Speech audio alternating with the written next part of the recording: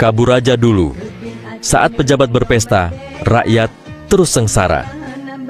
Mereka naik ke atas dengan janji manis, berkampanye seolah pejuang rakyat, bersumpah demi kesejahteraan kaum kecil.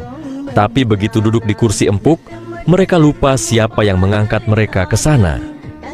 Di sudut kota, di pelosok desa, rakyat masih berkeringat mencangkul sawah, memeras tenaga demi sesuap nasi, sementara di gedung-gedung megah, para pejabat merancang anggaran untuk kenyamanan sendiri. Mereka berteriak soal pembangunan, tapi siapa yang benar-benar menikmati hasilnya? Rakyat kecil tetap melarat, sementara fasilitas mewah untuk pejabat terus bertambah.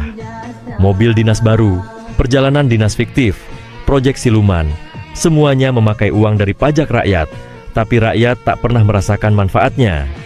Di Aceh, mahasiswa Universitas Syiah Kuala berdiri, membacakan puisi di depan kantor DPRA, suara kekecewaan yang menggema di seluruh negeri. Indonesia gelap, negeri ini telah kehilangan nurani. Hukum diperjualbelikan, pejabat hanya peduli pada perutnya sendiri.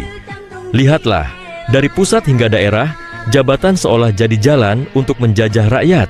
Tak peduli PNS atau pejabat politik, mereka berlomba-lomba meniti karir bukan untuk mengabdi, tapi untuk menikmati kemewahan dengan menindas rakyat kecil.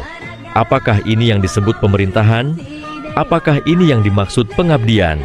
Jika setiap langkah pejabat hanya untuk memperkaya diri, jika rakyat hanya jadi batu loncatan menuju tahta, lalu untuk apa lagi rakyat percaya? Maka lahirlah satu seruan dari rakyat.